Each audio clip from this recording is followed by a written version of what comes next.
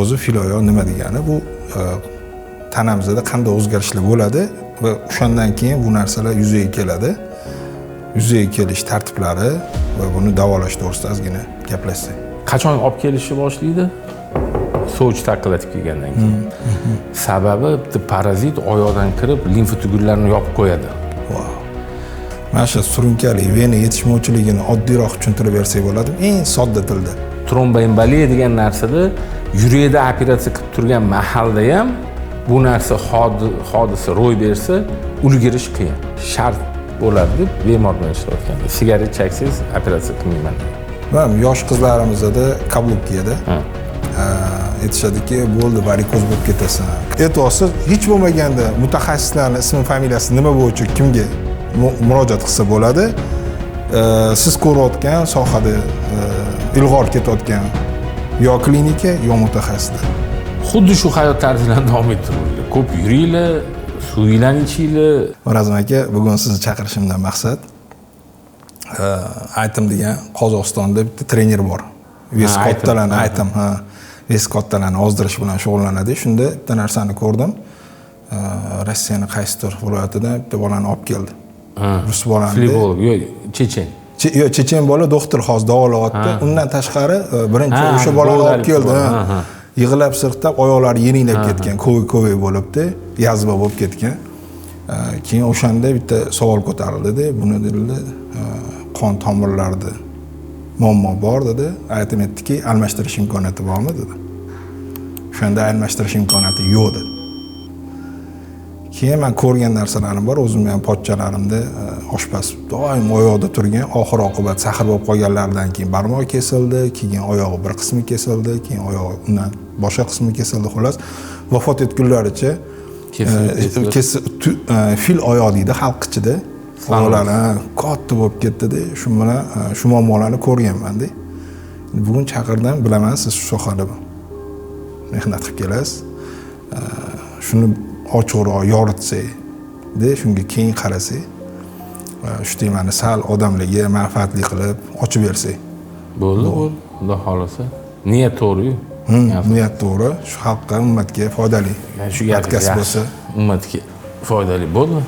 Jonim bilan. O'zicha nima shu, men aytimga ham yozdim. Aytim, давайте, если что, мы поможем с такими пациентами deb yozdim. 2 marta javob kelmadi. Keyin boladan so'rasam, hozir biz aynan mana shu limfologiya bilan shug'ullanyapmiz-da. Slanoz deydi, yoki ko'pchilik limfostaz deydi. O'zi limfostaz bu simptom. Limfa edemi bu kasallik. Shu kasallik bilan O'zbekistonda faqat biz shug'ullanyapmiz. Alhamdulillah, rezultatlar zo'r. Lekin endi mana avjiga kirdi. Bolalar ham sal yosh avjiga kirib endi mana olib ketamiz. Kecha как doklad qilishdi ikkita. Rezultatlar yaxshi, xudo xolasa. Endi baribir lekin aynan mana shu fil kasalligida, varikozda, arterial muammolarda baribir odamlarning saviyasini oshirishimiz kerak. Shunaqa. Bizda eng asosiy muammo u faqat O'zbekistonda emas. Ko'p davlatlarda. Endi Yaponiya, Koreya u yoqda xushvaqtda vrachlar, onkologlar o'zini vaqtida davay deydi, men buni qilish kerak. Yevropada qiziqish bor buni o'z vaqtida davolash, chunki yerda davlat to'laydi. Bizda bemor o'zi to'lagani uchun bo'ldi, u qiziq emas. O'shaning uchun hozir aynan shu yo'nalishlarni maksimal darajada olgani harakat qildi, lekin saviyasini oshirmasak foydasi yo'q. Hech kim sizni kelib boshingizni silab, ko'krak saratoni bo'lding, qo'ling ko'krakni oldi, davay endi mana bu narsa bilan shug'ullangin deb aytadigan ming afsus vrachlarning soni kam. Yo'q emas, bor, lekin juda kam. Shuni oqibatida ko'pchilik bemorlar bilmaydi, endi saratonim bor edi, shu kesdi-yu, o'shaning uchun qo'lim shunaqa ish kerak ekan deb yuradi asosan. Yoki ginekologik operatsiya bo'ladi, onkologiya yoki boshqa narsa, oyog'im ishib ketdi, mana shunaqa bo'lish kerak. Yo'q. Hamma narsaning ilojisi bor, hamma narsa unaqa bo'lish kerak bo'lsa, nimaga Yaponiya, Koreya, Xitoy впереди planeta все qo'pol qilib aytgan. Chunki profilaktikasi zo'r ishlaydi. Bizda u narsa yo'q. Buni ilmi bor. Bor. Shuni bugun oddiy xalq ko'rsa tushunadigan qilib, asosiy men ko'radigan odamlarni surishtirganimda bu oddiy xalq. Bizlarni kuzatib boradigan va shifokorlar. Keling shularga bitta konsultatsiya bersak. Jonim bilan. O'zi fil oyoq nima degani? Bu tanamizda qanday o'zgarishlar bo'ladi va o'shandan keyin bu narsalar yuzaga keladi. Yuzaga kelish tartiblari va buni davolash to'g'risida ozgina gaplashsak. Eng oddiy misol, oldin bitta narsa aniq tushunib olishimiz kerak, qachon kasallik o'sha aytib o'tgandek, limfedema, qachon limfostaz. Hamma bilib qo'yish shart. Limfostaz bu simptom. Limfostaz deb yozib berish, shu o'zi mahalda ko'rgan narsani limfa suyuqlik yig'ilib, o'shani yozib beradi. Limfedema bu kasallikni oldini uchrashi asosiy sabablari xirurgik aralashuvlardan keyin, ya'ni ko'krak saratoni yoki ginekologiyaga taalluqli bo'lgan aralashuvlardan keyin. Ikkinchisi bu hayot tarzi. Mana o'sha por deb aytayotgan odamlar bor-ku, ularning hayot tarzi ko'p turadilar. Vazn katta o'zi shundan ham harakat yo'q. Shunaqa. Keyin bu odamlar ilojini qila olmaydi, bitta doktorga boradi, yechimi bo'lmagandan keyin bo'ldi. Yurish kamayib ketaveradi, hayoti sifati tushib ketaveradi, oyoq ishib ketaveradi. Shunaqa. Bu va yana bitta narsa bu birlamchi, ya'ni tug'ma uchraydigan limfedema, ya'ni fil kasalligi. Tug'ma kasalligi asosan yosh bolalarda bo'ladi, bir xillarda srazu ko'rinadi, bir xillarda esa balog'at yoshiga o'tayotganda qizlarda muammo bo'ladi. Bu jah sohasida bo'lishi mumkin, qo'lda bo'lishi mumkin, oyoq sohasida, o'g'il bolalarda asosan tuxumda bo'ladi. Lekin uni davosi bo'lmagani uchun bu narsa qolib ketadi. Keyin bizga mana endi davolash boshlagandan beri kelishyapti, lekin birlamchi limfedemani ikkilamchi limfedemaga nisbatan davolash vaqti uzoqroq ham qimmatroq. Shuni ham aniq bo'lish kerak. Bizda odamlar, misol uchun, qizini yuzidagi muammolari, nor, gemangioma, har xil tomirga taalluqli bo'lgan malformatsiya yoki misol uchun kesgan, yiqilgan, yorilgan, shram tushgan, shram nima bo'ladi o'zbek tilida? Chandiq. Chandiq tushganda qachon olib kelishni boshlaydi?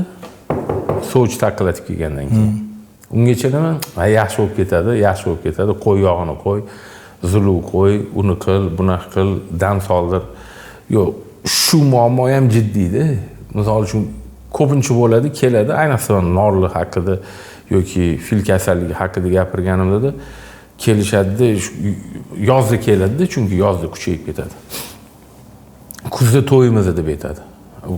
U nerealniyda, uni ilojisi yo'q. Endi tushuntirsangiz, xafa bo'lishadi yoki tezlashtirsa bo'lmaydimi, doktor pulni beramiz, u bizga pul bergan bilan biz qanaqa qilib. O'z odat bor, cho'ntaga pul tiqib, doktor chiroyli qilib berarsiz deb. Xuddi cho'ntaga mehr bilan davolaysiz deb. Pul bersa xuddi bichib, chiroyliroq bichib beramanmi yoki gul bilan tikib beramanmi bilmayman. Shu ma'noda bu narsa muammo ko'rindimi, murojaat qilish kerak. O'z birlamchi ko'rinishi yoki bo'lmasam simptomlari deganda nimani nazarda tutsak bo'ladi? Misol uchun bitta oyog'iga nisbatan ikkinchi oyoq qalinroq bo'ladi. Bu aniq. Yoki bitta qo'lga nisbatan ikkinchi qo'l yoki yuzi bir tarafi ikkinchi tarafga nisbatan asimetrik holatda bo'ladi. Asosan jag'ga taalluqli bu narsa, jag' katta bo'lib turadi. Uni yurak qon tomir jarroh bilan maslahatlashiladi, onkolog. Agar ular tarafdan muammo bo'lmasa, bo'ldi, bu aniq limfedema, birlamchi. Shuning uchun o'sha mahalla o'zida murojaat qilish kerak, kelishsa biz sekin davolashni boshlaymiz. Lekin aytaman, muammo shundaki, vrachlarning orasida ham bu kasallik haqida ma'lumot juda past. Adashmayotgan bo'lsam, bu joyga tayinlanmaganman. Oldin Farg'onada ko'l bo'lganda, keyin Soyuz mahalli adashmayotgan bo'lsam 1976-yildami ko'lni ko'mdirib yuborishgan. Sababi bitta parazit oyoqdan kirib limfa tugunlarini yopib qo'yadi. Shu kasallik O'zbekistonda, ya'ni O'rta Osiyoda aynan shu koddan tarqalyapti-da. Bitta biolog, Soyuzga taalluqli bo'lgan bitta biolog shu narsani topib, o'sha ko'lni ko'mdirib yuborgan. O'shandan keyin Farg'ona tumanida bu kasallik kamaygan. Lekin ungacha haqiqatan odam kelib qo'l yuvadi, balu tutadimi yo oyog'ini suvga tiqib o'tiradimi, ozgina tilingan joy bo'lsa, o'sha parazit borib, o'sha yerga teshib kirib, aynan limfa tugullarga o'tib olib, limfa tugullarni yopib qo'ygan bo'lganda. Hozir esimda yo'q, keyin mabodo aytib qo'yamiz nima kasalligini, lekin shunaqa bo'lgan. Hozir yopib yuborgan bu o'sha ko'lni. Lekin bizda ko'krak saratoni ko'payib ketgani uchun qarindoshlar aro nima edi anu? Turmushlar hayot tarzimiz oqibatida limfa edemi kuchayib boraveradi. Limfani kuchayishi uchun kam harakatlikni o'zi yetarli-da, to'g'rimi? Limfadagi muammolar kuchayadi, aniq. O'shaning uchun bizning onaxonlarimiz, otaxonlarimiz yoshi katta bo'lib, vazni katta bo'lib ketadi-yu. Bo'ldi, oyoqning rangi o'zgaradi, keyin tizida og'riqlar paydo bo'ladi, chunki yurolmaydi, yursam oyog'im ishib ketyapti deydi, yotib qoladi. 2-3 kun yotgandan keyin bu tizada artroz paydo bo'ladi. Kravatdan uje turishga qiynaladi, yo mashina o'tirib qolay deydi. Masofa kichkinalashib ketadi, tushuntiraman men kasal. Ya'ni oldin hovliga chiqdik, zalga kirasiz, oshxonaga, hojatxona, kravat. Keyin bu bo'ladi o'sha mehmonxona, oshxona, hojatxona, kravat. Oshxona, hojatxona, kravat. Keyin hojatxona, kravat. 2-3 yil ichida hojatxonani ham kravatni oldiga olib kelib qo'yishadi. Marazm aka, unda o'zimiz pantavatsiya qilib ayvochlarni taqib olgandan ko'ra otamizga, onamizga, dadamizga, buvimizga taqib qo'yib, o'rgatib qo'yganimiz yaxshi ekanda. Qarang qancha yurdingiz, doda mana shuncha yurishingiz kerak bo'lgan. Aniq. Mana misol uchun ko'rayotganlar aniq edi, o'zi ham semiz ekan u deydi, yoki men misol uchun bemor bilan gaplashayotganda, u o'zi ham semiz, o'zi ham vazningiz katta edi deb aytishadi. Xafa bo'lmayman, bu to'g'ri, aniq. Lekin men aytaman, men o'sha 17 ming, 21 ming, 15 ming qadamni yurgani harakat qilaman. Endi baribir ozgina ham ko'pmi trenirovkaga boramiz. Endi alhamdulillah o'zimizdan o'zimiz eplab yuramiz. Lekin mana shu 2-3 oyga bitta narsani tushundimda, bizni o'zi qarimaymiz. Hayotimizdan sifati qarilikdan tushib ketmaydi, hayot sifati kam harakatlikdan tushib ketadi. Tan olish kerak-ku. Iloji bo'lsa, любой joyga mashinada boramiz. Hozir shunaqa. Musor bo'lsa nima 300-400 metr narida domda yashaydiganlarda, bu hovlida yashaydiganlarniki undan ham yaqin. Yo shu yerga ham, yo bolam keladi, yo nevaramni chiqarib yuboraman, vaholanki borib kelsak bo'ladi o'sha yerga. Qilmaymiz. 2-etajda yashaymiz, 3-etajda yashaymiz, baribir liftda chiqamiz. Oddiy narsa-da, oddiy misol. O'z niyatlarimiz ham shunaqa-yu, tezroq kelin olsam, kelinim qo'limdan hamma ishimni olsa deydi. Harakat juda ham keyin cheklanib qoladi-da. Shunday-yu, men muammo nomer 1 bizda bemorlarimizda o'g'lini o'ylantirdi, kelinga qo'pol qilib aytganda uyga tashvishini tashladida, bo'ldi, shu farzandim rohatini ko'rishim kerak deydi. 50 yoshda o'g'il o'ylantirib aniq qilgan odam, ya'ni 55 yoshda уже tayyor pishib turibdilar-da. Yo, endi mamlakat narsada sahrga ham bog'ligan bo'lsa, bizni sahrni diabet deb qo'yib yuborishdi diagnoz. Oson narsa. Bitta qon tahlili bilan. To'g'ri.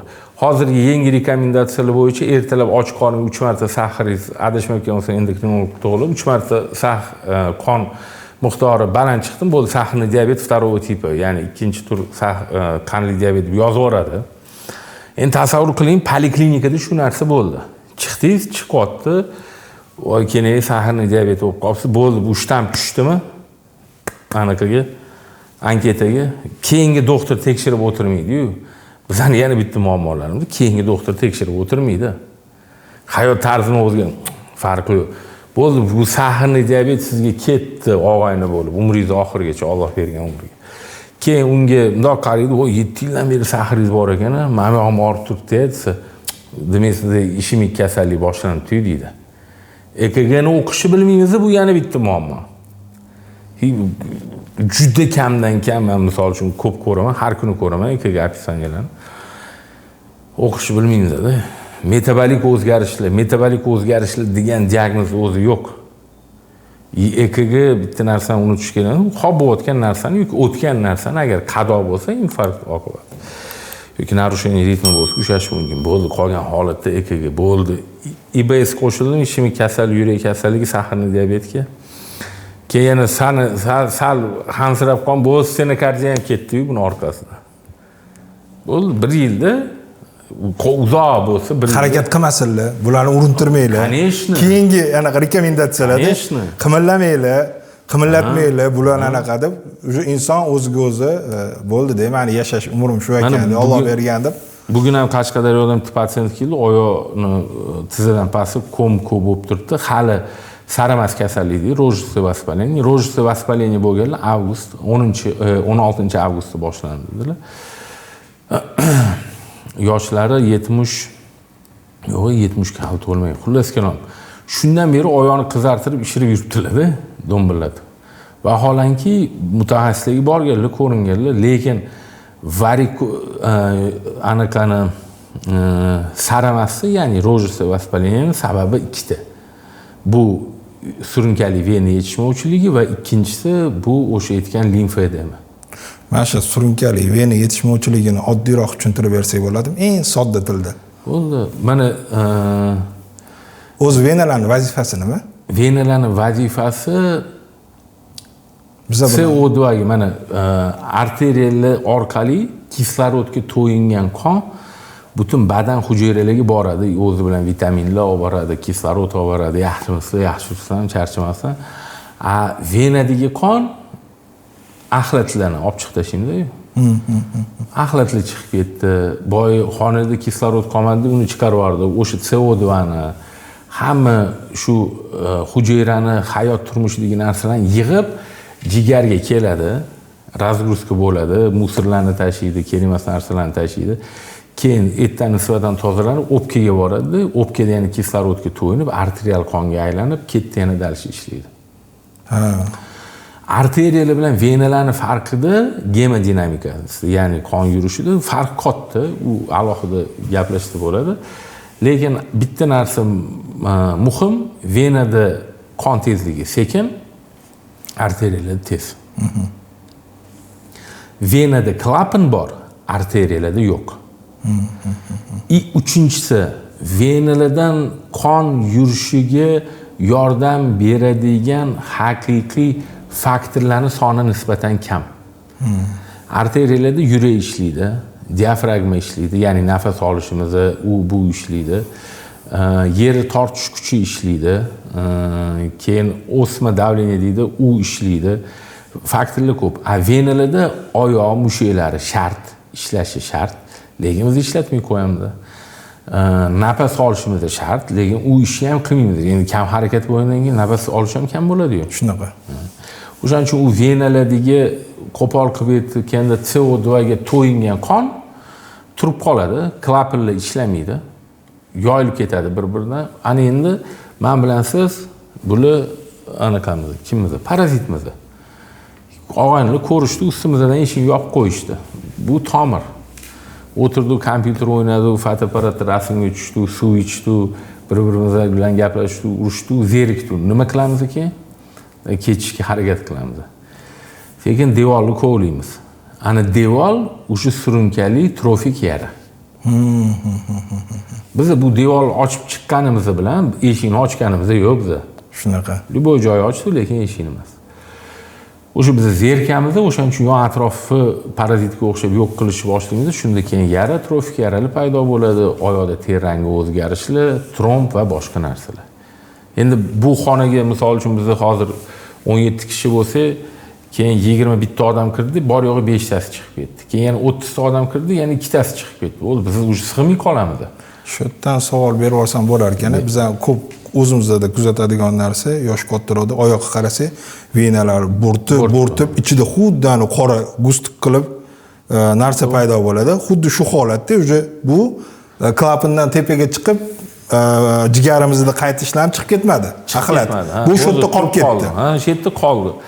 Asosiy qismi qoladi, badan chidab beradi. Lekin o'sha qovotgan qismi ko'payib ketgandan keyin trombga aylanamiz.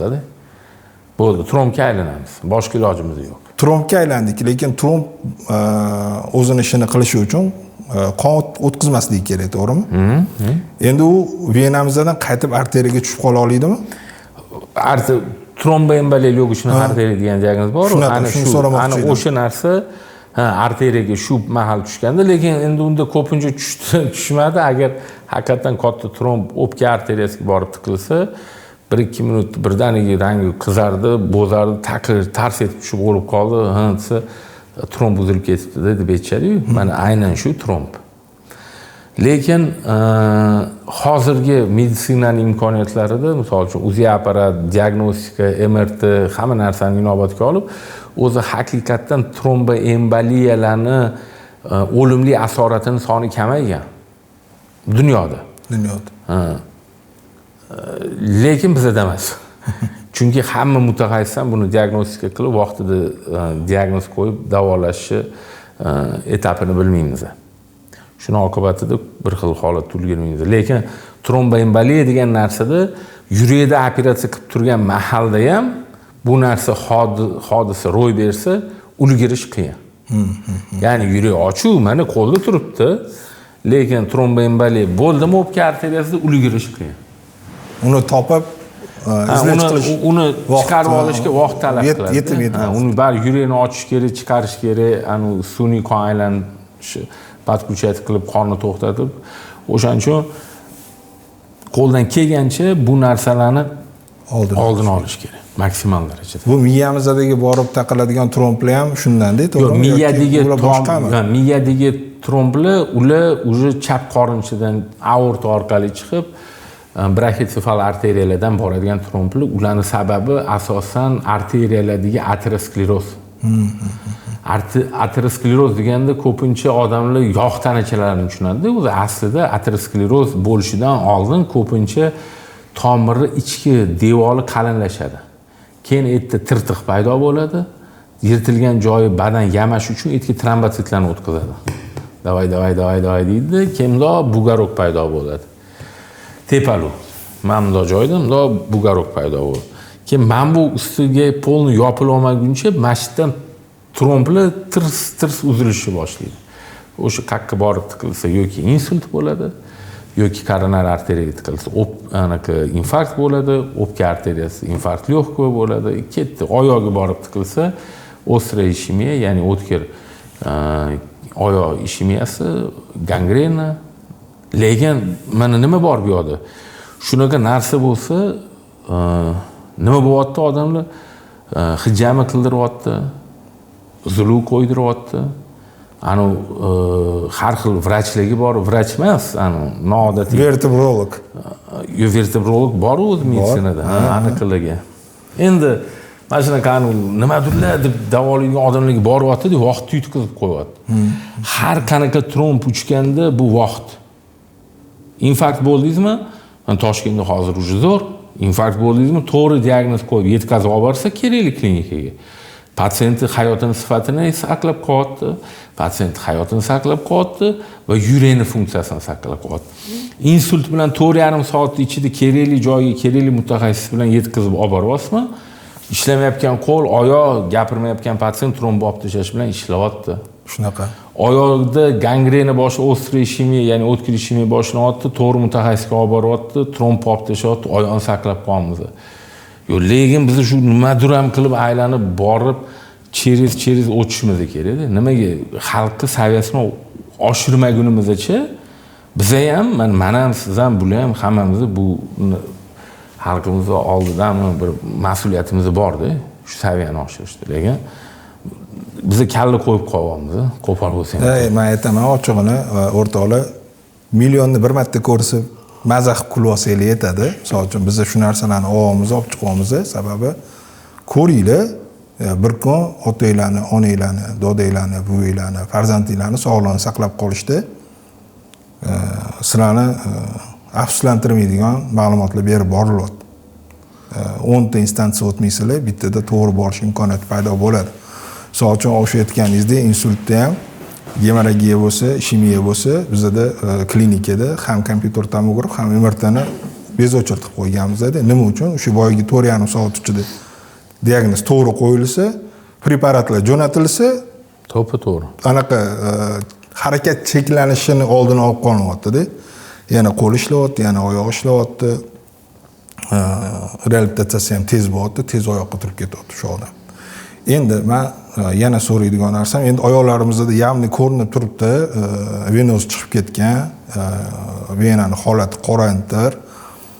Bitta narsani protsess ko'rdim, bu lazer orqali kuydirish, bu lazer orqali kuydirish deganda o'sha venani o'zini quritib qo'yasizlarmi, boshqa yoqqa qon yig'ilmaydigan qilib, yoki bo'lmasam ichidagi chiqib ketadi va vena yana ishlayveradimi? Yo'q, vena ishlamaydi. Chunki varikoz bor vena bu sog'lom vena emas. Eng ko'p beriladigan savol, doktor bu venamni olibdi, tomirimni olibdi desangiz, qaysi tomirdan qon yuradi? Yuzaki venalar, bular yuzaki. Normada 85-90% qon ichki venalardan yuradi, ya'ni глубокий venadan. Qolgan 10-15% yuzaki venalardan yuradi. Lekin varikoz sabab kengayib ketgan, trombli bo'lgan yoki bo'rtib turgan tomirlar bo'lsa, u yoqda bor yo'g'i 2-5% qon o'tadi. Bo'ldi. Qolgani hammasi kerak emas. Mana Allohning shunaqa mukammal qilib yaratganki, akisha qilganda aorta koronar shuntlashdi. Biz aynan shu yuzaki tomir venani ishlatamiz.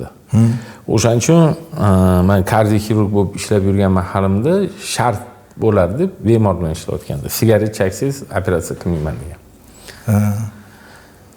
Sababi mana operatsiya qildi, stent qo'y, o'zi umuman ahmoqgarchilik, mana odamni yuragida operatsiya qildirib chiqadi, keyin kerak bo'lsa bir xil holatlarda vrach o'zi bilan turib sigaret chekadi. Mani руководителемning gapi bor edi. Если пациент вышел после операции стоит курить сигарету, это значит, что или врач мудак, или пациент мудак. Но скорее всего это компания мудаков deb aytardi. Chunki vrach tushuntirib bermagan. Okey, chaksangiz yana stent qo'yishga ehtimol 1 yil ichida 30% ga oshadi. 30% ga oshdi degani yoki pasient yana pul yig'ish kerak, shu 1,5-2 ming dollarni 1 yil ichida yana stent qo'ydiraman deb, yoki tashlash kerak-da, bu ehtimolni minimallashtirish kerak. Alloh hayotiga baraka berib turgan joyida u yana o'sha narsaga siyon qilib, xuddi boshqatdan shu narsani qaytarayotgandek narsa-da. Aniq shunaqa. Shuning uchun ham mudak deb aytarkan-da ustozingiz. Men mashinaga narsa bo'ladi-da. Endi bu noto'g'ri. Mana hozir ham ishlayman. Endi yurakda operatsiya qilmayman, lekin pasiyentim bilaman, sigaret chekadi. Men обязательно aytaman, agar 100% ko'rsatmalar bo'lganda, men hozir sizni sigaret chekmagunicha olmasdim, yoki bir xil bemorlar bor. Misol uchun surunkali limfedema, kam harakat tarzida yoki og'ir vazn u yoq bu yoq. Ular bilan ham sigaret tashlamaguncha men ishlamayman. Misol uchun mirulchiy bilan ishlamoqchimisan, aytgan narsalarni qil, men rezultatni ko'ray, keyin dars gaplashamiz. Rozi bo'l. Sabab bu vena уже varikoz bo'lib kengayib ketdi, uni yurak qon tomiriga ishlatib bo'lmaydi.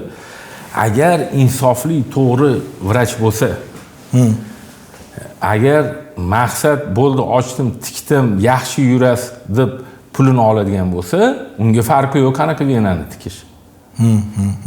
Shuni ham unutish kerak emas-da. Lekin yurak qon tomirining diametri bilan varikoz sababli kengayib ketgan tomirlarning diametrida farq katta. Klapanlarning funksiyasida xalaqit qiladigan joylari bor. O'shaning uchun bu narsani o'ylash kerak. Men o'shaning uchun обязательно aytaman. Я настаиваю, men tashashinglar tarafdoriman deyman. Tushunarli. Mirazim aka, bu estetika uchunmi, yuqoridagi nerv anaqalarni, venalarning ichini olib tashlash, yopib qo'yish? Bu aynan o'sha tepada aytib o'tganimizdagi surunkali trofik yaralar, tromboemboliya va trombozlarni oldini olish, hayotni sifatini yaxshilash va hayotni uzaytirishga sababini qilinadigan narsa.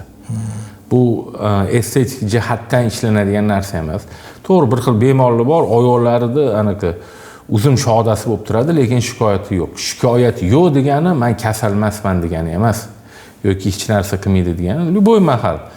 Yiqilib tushdingiz, qoqildingiz, urildingiz, oyoq sindi, futbolga bordingiz, trenirovka dedingiz, mashina turtib oldi.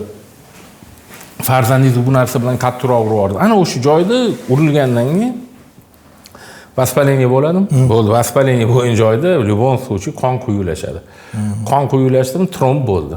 Tromb bo'lgandan keyin qattiqga uchadi. Men bir xil pasiyent bor, keladi, tekshirib qo'ying, trombim yo'qmikin. Tromb yo'q, bor, biz ayta olmaymiz. O'sha paytda yo'q bo'lishi mumkin. Lekin mendan chiqib kassaga kirib, misol uchun pulni to'lab, hojatga kirib, xursand bo'lib chiqib ketayotgan mahalning o'zi tromb paydo bo'lib qolishi mumkin-da.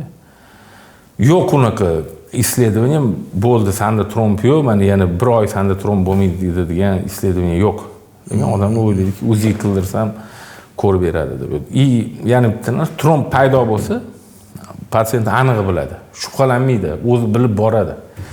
Shuning uchun o'rtoqlar trombga aniq e'tiborli bo'laylik. Varikozni biz varikozni davolamaymiz. Buni ham aytib o'tishim kerak. Varikoz kasalligi nasldan naslga o'tish ehtimoli deyarli 70%. Bu bir. Hayot tarzi va homilalikni soniga bu to'g'rimi-to'g'ri bog'liq, bu 2. Uchinchidan 1000 sportsmen bo'ling, mana shu zo'r cho'tki, lekin naslingizda varikozga moyillik bor, demak varikoz bo'lasiz.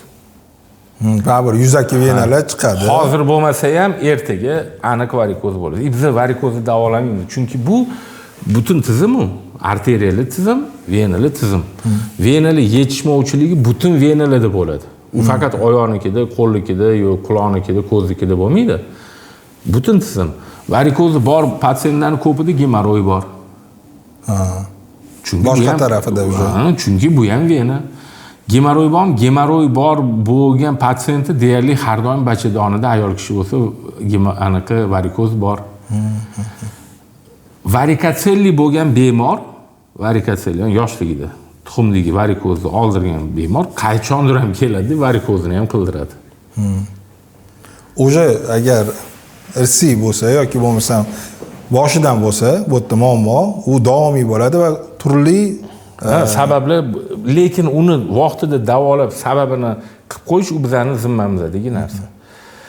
Keyin bir xil doktorlarimiz aytadi, varikozdan bir soatda xolis bo'lingmi, nima deydi? Sog'liq bo'lingmi? 1 soatda nima bo'lardi? 1 soatda qutuling, xullas. 1 soatda qutuling. Varikozdan qutultira olmaymiz, ishoninglar. Biz faqat varikozni oldini olamiz. Осложнениyalarni nima bo'ladi aslida? Ijobiy taraf, salbiy tarafini oldini olamiz. Hayotini sifatini yaxshilash va uzaytirish uchun sababini qilib qo'ya olamiz, lekin varikozni davolay olmaymiz. Chunki bu tizimiy kasallik. Bo'ldi. Kelib chiqishi 70% irsiy bo'lishi mumkin. Конечно, men yosh patsiyentni bo'lmay operatsiya qilgan tomirimga javob beraman deb aytadi-yu, bera olmaydi javob. O'sha qilgan tomir mayli chiqmas, u yerdan chiqmas, lekin boshqa joydan chiqib ketadi. Faqat biz tirimizda yangi tomirlar chiqaveradi. Lekin bu degani varikozim yo chidab yura qoling, keyin oldiraman degani emas. Yo'q, muammo bormi, shikoyat bormi, uni hal qilish kerak. Shu. Men yosh qizlarimizda kabluk kiyadi. Aytishadiki, bo'ldi, varikoz bo'lib ketasan, kabluk. Men ham kiyaman, lekin yaxshi. Yo'q, bu shuni mifmi? Mifmi? Mif. Bu o'ylab topilgan narsami? Ko'pincha o'ylab topilgan narsa, lekin varikozga moyilligi bo'lsa, tezlashtiradi. Baland poshnada yuradigan bo'lsa, puskavoy mexanizm bo'lishi mumkin. Sabab oyoq ko'tarib turgani hisobiga boldir mushaklari постоянно tonusda turadi, ularda harakat bo'lmaydi.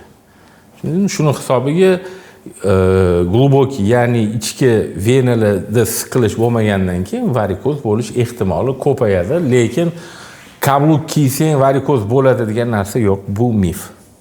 Yana shunaqa yengil savollar bor. Misol cho'kkalab o'tirishda kimnidir oyog'i uyushib qoladi, kimnikidir uyushmaydi. Soatlab o'tiriladi. Ibodatda ham e'tibor beraman, boshqa qilaman. Shuni sababi nima? Shuni ochilib keta olamizmi? Mana qaranglar, qonni quyi suyuqligi birinchidan ko'p faktorli narsada. Mana misol uchun birinchi qon guruhida qon ko'pincha suyuq bo'ladi. Ikkinchi, uchinchi qon guruhida qon quyuqligi, moyilligi yuqori. To'rtinchi qon guruhida определенный, ya'ni bir xil bir xil ovqat narsalarni iste'mol qilsa, qon quyuqlashtirib ketadi, yoki bir xil narsalarni iste'mol qilsa, navbat qon suyuqlashib ketadi. O'shaning uchun misol uchun chet elda dieta qon guruhiga taalluqli bo'lgan parhez degan narsa bor, uni ko'pchilik ishlatadi. Men o'zim buni guvohi bo'lganman ko'p marta. Muammo bor, qon guruhini aniq qil, parhez yozib ber. Sekin muammo hal bo'ladi. Ko'pincha agar to'g'ri qilinsa. Bu bitta sabab, ya'ni qon guruhi. Ikkinchisi vazn va hayot tarzi. Lekin bir xilli bor, misol uchun mandani og'irlik o'tiradi, o'tiraveradi, hech narsasi muammo yo'q. Lekin mashq paytida, hozir videolar ko'payib ketdi, masjidda o'rnidan turadi, endi ajali kelib tirs etib o'lib qolayotgan holatlar ko'p-ku. Bu ham shundan-da. O'tirib ko'p o'tirsang tomir siqilib qoladi, oyog'ini ustiga qilsang tomir siqilib, yo'q, unaqa bo'lmaydi o'zi aslida. Lekin mana samolyotda uchganda bir исследование ham bo'lgan edi, angliyalik bir konferensiyaga borganda qiz aytayotgandi. Lufthansa keyin yana 2-3 ta avialiniyalarni, Yevropa avialiniyalarini patsientlarini samolyotda uzoq muddat 4 soatdan ko'p uchgan patsientlarda tromb bo'lish ehtimoli unaqa sezilarli emas ekan deb aytganda. Keyin o'rinli savol. Sizlar bu narsani patsient aeroportda bo'lguncha tekshirganmisizlar davomida? Ha, aeroportda bo'lguncha.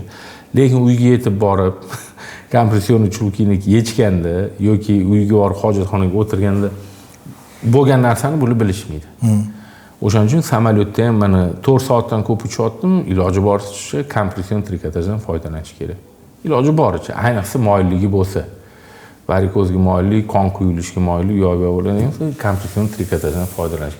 Endi oyoqni uyushmasligiga balkim u nevrologik ham bo'lishi mumkin. Misol uchun bel sohasida grija yoki ikkilamchi вторичный stenoz deydi, ikkilamchi orqa miyani siqilishi u ham sabab bo'lishi mumkin.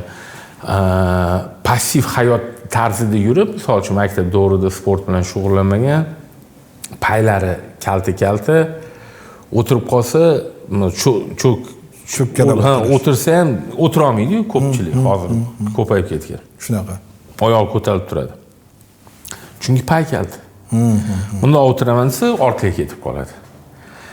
Bunaqa sabablar ko'pda, lekin hamma joyda o'sha iloji boricha to'g'ri harakat qilishimiz kerak. Sal noqulay bo'ldi, удобный положение tanlab ol. Unaqasi ham bo'lmadim, yotib ol. Yotib olishga imkoniyati yo'q, yurib tur yoki turib ol. Harakatda bo'lish kerak. Gap bor, подлежащий камень вода не течет. Tomirlarda bu bukvalность. Hamma farqi yo'q. Arteriyalardami, venalardami, venalarda ko'p bo'lgan xato kasallarimlarning bemorlarning orasida doktor menga aytdi-yu, yurmagin deb. Misol uchun tromb bo'lib qoldi. Doktor menga aytdi-yu, yurmagin, tromb ketib qoladi. Bu ham noto'g'ri. Qancha ko'p boldir va son mushaklari qisqarsa, shunchalik qon o'tish yaxshilanadi. Lekin u tromb borib nimagadir sabab bo'lmasligi uchun uning uchun mutaxassisga murojaat, qon suyultiradigan dorilar, kerak bo'lsa tromb olib tashlash, operatsiya yoki kompression trikotaj, hayot tarzini o'zgartirish. U yechimi bor. Lekin shu bilmayman yetib kelishmaydi. Mana sahrda barmoq qorayadi-yu. Birinchi oyoqdan boshlansa ko'p holatda barmoq qorayadi. Shu yerda sizlar biror narsa qila olasizlarmi? Shu yog'iga dalshi oyoqni saqlab qolishda. Hozir mana Toshkentda intervension davolash usullari bor-ku, mashshi zo'r. O'zi O'zbekistonda kardioxirurgiya, intervension kardiologiya, keyin spinalniy xirurgiya, ya'ni orqa nima edi, umurtqa xirurgiyasi, yana bir ikkita yo'nalishlar meni nazdimda vashit zo'r bo'lib ketdi. Hozir mutaxassislar bor, shu barmoq jimjiloq bor-ku. Mana shu jimjiloqni birinchi falangasigacha ochyapti, tomirdan kirib, o'sha tomirlarni ochishyapti. Demak, saqlab qolsa bo'ladi. Bir nechta klinikalarni sanab o'ta olamizmi? Prosta bizani ko'rib turgan odam, xo'p, zo'r narsalarni beryapsizlar, zo'r ma'lumotlar olamiz. Lekin buni qayerga boraylik deydigan narsa bor. Biz aytayotgan klinikalar reklama emas, ko'rganimiz, bilganimiz, ma'lumotimiz bo'lgani uchun bo'lishib ketyapmiz. Misol uchun agarda ko'chada ko'rib qolganimizda ham shu ma'lumot bilan bo'lishardik. To'ppa-to'g'ri. Ekran ortida ham shu ma'lumot bilan bo'lishyapmiz, lekin bu reklama emas. E'tiborsiz hech bo'lmaganda mutaxassislarning ismi, familiyasi nima bo'yicha kimga murojaat qilsa bo'ladi. Siz ko'rayotgan sohada ilg'or ketayotgan yo klinika, yo mutaxassislar. Shu bizani ko'rayotgan odamlarga manfaatli bo'lsa, agar bugun shunda og'rig'i bo'lsa, uni ayta olaman. Va sizga ham qayerda murojaat qilishsa bo'ladi. Ayta olaman. Misol uchun insult bo'yicha hozir meni nazdimda zo'r komanda yig'ilib 24 soat xizmat ko'rsatib, ichida neyroreanimatologi bor, neyrointervensionisti, kardiologi, yaxshi diagnostika, MSKT, MRT, yaxshi laboratoriya, hamma narsani o'zida mujassamlashtirib, aynan insultga zo'r yordam beradigan klinika, komanda bor klinika, bu Shoh International. Ana aeroportda oldigi filiali. Ya'ni Oybetdagi filialiga borib o'tirmaydi, yerda uncha emas degan narigi shoxdagi komanda zo'r. Oyoqdagi ishi miyaga taalluqli bo'ladigan masalalar bu Shoh International yana bir marta Nanomedical, Vuzgorodok, это Sherzod aka Ishaqov komandalar bilan Ixlos klinikasi, Aliyor aka, Sherzod yana komandalar bor.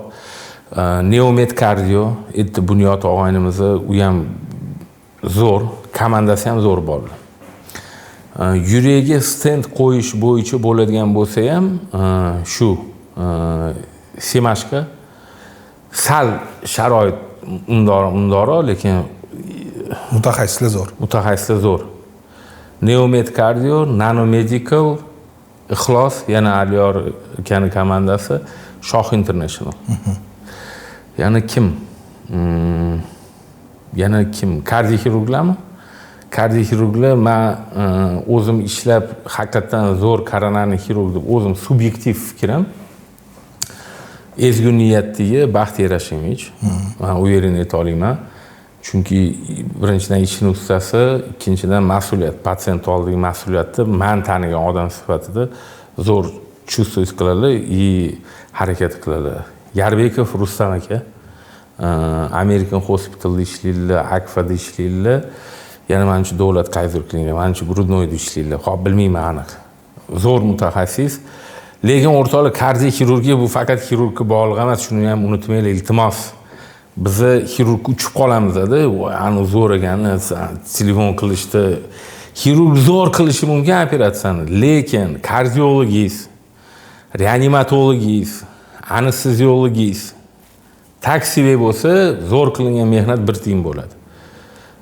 Ming afsus, mana kardioxirurgiyadan keyin o'tgan kuni chiqyapti-da, 2 haftadan o'tgan kardioxirurgiya davlat klinikasida operatsiya, pasient haligacha cho'milmaganda. Xo'p, endi men ko'rdim-da, endi ko'rib turman, nito. Aka, yo'q deydi, tursam bo'shashib ketib qolman deyapti. Endi chunki gruppa preparatlar bor, yozib beriladi-da. U preparatlarni atmen qilish, u kardiologga bog'liq, unga telefon qilsangiz ko'tarmaydi, mana shunaqada. Bizda meditsinamizda katta bo'layotgan xatolik xirurgiya zo'r chiqib ketyapti, lekin reabilitatsiya yo'q, terapiyasi yo'q, qolib ketyapti. Endi xirurgiyada qo'pol bo'lsam aytaman, balkim shu pul ko'proq bo'lgani uchun xirurgiyaga e'tibor katta. Siz fikringiz zakolli, meni xulosam bor bu narsada. Qani? Men yangi klinikamizni biznes planini qilishni boshladim-da va o'tirdim. Agar dedim bitta ko'rik nevropatologimizniki 120 ming dollar, 120 ming so'm bo'lsa, 60 ming so'mini biz ularga ish haqi sifatida ajratishimiz mumkin. Tak. 60 ming so'mi bu klinikamizni arendasi, xodimlarning oyligi, hamma narsa ketadi. Endi agar 60 ming so'm ajratadigan bo'lsak, bir kunda 10 ta bemor ko'riladigan bo'lsa, bir kun 10 ta bemor ko'riladigan bo'lsa, 600 ming so'm pul bo'lar ekan. Agarda hech qanaqa oliy ma'lumoti yo'q, 10 yil ishlamagan, hech qanaqa majburiyatni, mas'uliyatni o'zini bo'yniga olmaydigan, shunchaki kunduzi chiqib, bir kunlik ishni olib, mardkor deymiz, bir kunlik ishni olib, ishni bitirib, soat 9 dan 5 gacha ishlab ketadigan odam ham 600 ming so'm olar ekan. Men aytdim, qattiq haqiqat bu. Men buni ko'taraman, ko'rigi ko'taraman desam, hech qanaqasiga unda konkurensiyaga dosh bera olmas ekanman. Hozir O'zbekistonda bo'layotgan eng katta muammo xirurgga ko'zni yumib to'lanyapti. Qancha bo'lsa berilyapti xirurg uchun, lekin davolovchi vrachga har doim buni nazoratida oladigan, bundan keyin uni to'liq tiklanadigan odamga pul sarflanishda orinilyapti. Dorini 1 million bo'lsa olinadi, lekin konsultatsiyaga, misol uchun 10 ta dorini bittasi bo'lmasa bittasi yordam berar deb yozadiganlarni ham ko'rganman. Bor. Lekin 10 ta doridan kasalni ko'proq o'rganib, kerak bo'lsa qon tahlili, kerak bo'lsa uni yashash tarzlarini o'rganib, 2 dona yoki 1 dona tabletka bilan olib chiqib ketadigan yaxshi vrachlarimiz ham bor. Mirazm aka, keling venalarni profilaktikasi, varikozlarni profilaktikasi bo'yicha o'zingiz tavsiyalaringizni bersangiz. Bo'ldi. Eng oddiy tavsiya, agar muammosi yo'q, endi buni ham yoshga bo'lish kerak deb menimcha. Keling, bo'lib beraylik, shoshayotganimiz yo'q. Bo'lib beramiz. Misol uchun turmushga chiqmagan qizlar, o'ylanmagan erkaklar standart holatda olamiz. Vazni norma, aktiv hayot tarzi, yuradi, o'ziga qaraydi, unaqa. Hech qanaqa moyilligi yo'q yoki bor bo'lsa ham xabari yo'q. Xuddi shu hayot tarzinglarni davom ettiraveringlar. Ko'p yuringlar, suvinglarni ichinglar, ani 3 litr suv degan u shart emas u. Xohlaganingiz suv ichinglar. Lekin mana hozirgi pokoleniyaga tavsiyam energetik, kola, fanta, sprite, ani 3 v 1 bulardan tiyish shart iloji boricha maksimal darajada. Chunki bu narsalar orqali sekin millatni so'ndirishyapti-yu. Menimcha shunaqa bo'lyapti.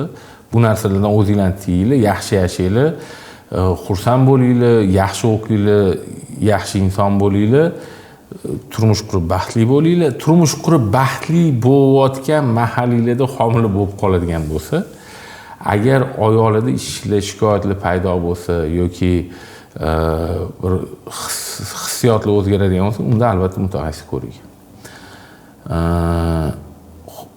Yoshinglar undan kattaroq bo'rtib turgan tomirlar bor. Oyoqlarda kechki paytki ishlar bor. Oyoqda kechasi qizish bor, tomir tortish bor, rangi o'zgarishlar bor. Albatta mutaxassis ko'ring. Varikoziz bor deb diagnoz qo'yilsa, uni o'sha paytda hal qilgani harakat qilinglar. Aynan o'sha mash kelganda bo'ldi mayli deb operatsiya yo'q. Kelishib, vaqtini hamma narsani qildirib, ketib varikozsiz yurganingiz yaxshi. Agar 1000 sportsmen bo'lsangiz, lekin varikozis bo'lsa, varikozizni qilindi, ko'rsatilgan muddatdan keyin bemalol trenirovkangizni davom ettiravering, chunki varikozi bor sportsmenlarda aynan shu tromboemboliya lyogochniy arteriya, ya'ni o'pka arteriyasida tromb bo'lish ehtimoli yuqoriroq. Chunki harakatda sportsmenlar oxirigacha kurash olib boradi, menda hammasi zo'r bo'lish kerak deb tirs etadi. Homila mahalda boshidan oxirigacha farqi yo'q. Birinchi homilami, ikkinchimi, uchmi, to'rtmi, lekin homilaning soni oshib boryaptimi? Ya'ni kompression trikotajni kiyishga ko'rsatmalar ham oshib boryapti. Bu 2. Bachadondagi varikozni ignorirovat qilmanglar. To'g'ri, ko'pincha sizlar bu narsani bilolmaysizlar, chunki ginekolog ko'radi, lekin bachadoningizda varikoz bor ekan va uni davolashimiz kerak deb aytolmaydi. Sabab ular buni tushunmaydi. Ko'pincha holatlarda. Varikozni tabletkalar bilan davolab bo'lmaydi. Hech qanaqa krem, maz, zmeya tonik, vibromassajyor, nimadirlar foydasi yo'q. Varikoz bu toza xirurgik kasallik va uni xirurgik, ya'ni farqi yo'q. Radiochetotniy ablatsiya, endovenozniy lazerniy koagulyatsiyami yulib olib tashlaydimi? Endi yulib olib tashlamagan yaxshi, zamonaviy olamda kerak emas. Lekin bu toza xirurgik kasallik. 15 minutdan o'zimdan kelib chiqadigan bo'lsa, 7 minutdan 1 soat, uzoq borsa 1,5 soat vaqt ketadi. Zato venalar sog'lomlashishga уже birinchi qadam qo'yilgan, ozgina vaqt, sabr, hammasi cho'tki bo'ladi. Boyagi limfedema masalasi bilan ko'krak saratoni bo'yicha operatsiya bo'ldingiz. Asosan qo'ldagi limfedemani qaytalarni paydo bo'lishi 3-yildan boshlanadi. 3-5-yilda har 3-4 bemorda bor. Ko'krak saratoni bo'yicha operatsiya.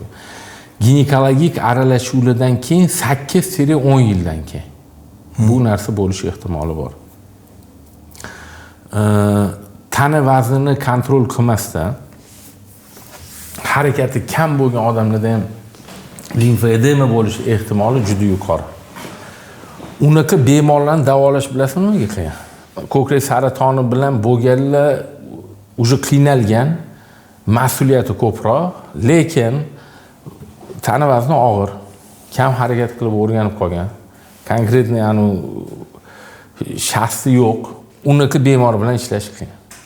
Chunki ularda yana tizada ham muammo bor, artroz yoki tozda bor, ko'ksa artroz. Belda grija bo'ladi, yo nimadir ham bo'ladi, unaqa insonlar bitta o'zi yurmaydi. Har doim kim o'shunaqa bir holat bilan yuradi, asosan. Har doim emas, asosan. Buni davolayman deb bunga harakat qila olmaydi-da. Limfedemani mana biz bog'lab kichkinalashtiramiz-ku. bog'lab kichkinalashtirishi sifatini va muddatini tezlashtirish, uzaytirishi yagona usuli bu davolovchi fizkultura, ya'ni lechebniy fizkultura va harakat. Ko'rasizmi, yana shunga kelib takrorlandi. Holatlar bo'lyapti endi O'zbekistonda patsientlar keladi, "Aka, onamlarni uyda qilib beringlar" deb aytadi. Mayli, yana moddiy imkoniyatga kelib taqiladi. Ishxonaga, klinikaga kelib qildirsa bu palonchi pul bo'ladi, lekin mutaxassis bor uyda qiladigan bo'lsa, u уже yo'l kirasi qo'shiladi, vaqti qo'shiladi. Unda bo'ladi rezultat, faqat juda sekin. Misol uchun 3-4 oyga emasda, 1 hafta, 2 haftaga. Agar shuni tushunib yetsa, chunki meni fikrim bo'yicha sog'liq bilan ilmni orqasidan odam o'zi harakat qilish kerak. Misol uchun yotgan odamga men ham borib, bo'ldi, men sizni operatsiya qilaman, qilmaydi. Menimcha o'zi normalniy vrach yotgan odamga, lekin varikoz bo'lsa ham borib unga operatsiya qilib yoki olib kelinglar, operatsiya qilib olib ketaveram, qilmaydi. To'liq yo'q. Yurmaydigan odamga hech kim tizzasini operatsiya qilmaydi-yu. Xuddi shunaqa narsa. O'shaning uchun aktiv hayot tarzi kerakli bo'lgan, ya'ni homila bo'lgan mahalda, reanimatsiyada yotganda, больницада yotganda, qanaqadir umumiy aralashuvlar bo'lsa, katta xirurgiya, gospitalniy trikotaj, homila mahalda kompressionniy trikotaj yaqinda bo'lyapti-da. Raddomga meni patsientkam chulkisi bilan kelyapti-da. Nima debdi doktor? Bu chulking bo'lmaydi. Chulkini yechib tashlashgan, erini chaqirishgan, eri borib aytilgan aptekadan bint olib kelgan, o'sha bintni bog'labdi-da. Mantiq qani? Hali xo'ja hali. Ya'ni nima? Men o'sha raddomga borib leksiya o'qiganman. 2 marta. Endi misol uchun menga prinsip bo'lsa, men kompressionniy trikotajni taklif qilib borib o'qimaganman. Ayollarda, tug'uvchi ayollarda trombozlarni oldini olish, oqibatini profilaktika. Yo'q deydi. U qiz tug'gan qiz bor, o'zim bilan ishlagan edi qizni. Boshqa ofisimizda. Ma'lumoti bor, chotki biladi, lekin endi doktor, "Я рожать сюда пришла" deydi. Я вот что они говорят, я то и делаю. Они в итоге, я позвонил мужу, он приехал, они дали сколько количество бинта принеси, он поехал, принес, с меня сняли чулки, перебинтовали. Nimaga degan savol tug'iladi. Bu absurd-ku. Umuman mantiqqa to'g'ri kelmaydi. Shunaqa kamchiliklarimiz bor. O'rtoqlar, biz vrach shifokorimizning ma'lumotlarini qoldiramiz. Bemalol agar sizlarni bugunda shu muammolar qiynayotgan bo'lsa, murojaat qilishinglar mumkin. Men o'zimni ham onamni ko'rsatganman, o'zim ham borib konsultatsiyalarni olganman. Men to'liq ishonaman Mirazim akamni bilimlariga, ilmlariga va har doim o'zlarining ustida ishlaydigan mutaxassislar. Aka, bugun kelganingiz uchun katta rahmat. Mazza. Kichkina qilib podkast qilib gaplashdik. Endi bizning formatimiz shu, oddiy gurunglashib, o'zimizning xalqqa sodma, oddiy qilib tushuntirib berish. Chunki bu narsalarni qilaveraylikchi, balkim bir kun kelib xalqimiz boya aytganingizdek sog'lom turmush tarzini o'zi uchun prioritetga qo'yadi, to'y hashamlarga nisbatan sog'lig'ini birinchi o'ringa qo'yadi, boshqasini va bizni ummat sifatida bugungidan ertaga ancha kuchli bo'lamiz va ibodatlarimizda, kerak bo'lsa hayot tarzimizda chiroyli qilib dunyoning yetakchi mamlakatlaridan bittasiga aylanishni hammamizga nasib qilsin. Inshaalloh yetganingizga yeting. Bitta kichkina gap aytaman. Bir kun bittasidan so'rashdik, dunyodagi eng qimmatbaho resurs nima deb eshitganda, har xil fikr bo'lgan. Platina, havo, yo'q. Bittasi endi aniq aytgan, u inson deb. Endi men hozir oxirgi paytda o'ylab qoldimda, bitta narsa sabab bo'lib, kitobda o'qib, odam ko'p. Odam главный resurs bo'lsa, u zo'r. Lekin agar o'sha zo'r resurs undan ham zo'r bo'lishi uchun uni saviyasini oshirishimiz kerak. Son bo'g'iradigan narsa-da ko'pincha. lekin saviyasini oshirmas. 40 million biz uchun predel emas. Ha, bosaveringlar. Agar saviyamizni oshirsak, xudo xolasa. Svetli o'chib tursa, yaxshi bo'lib turaveradi. Sog' bo'linglar, salomat bo'linglar. Rahmat hammaga.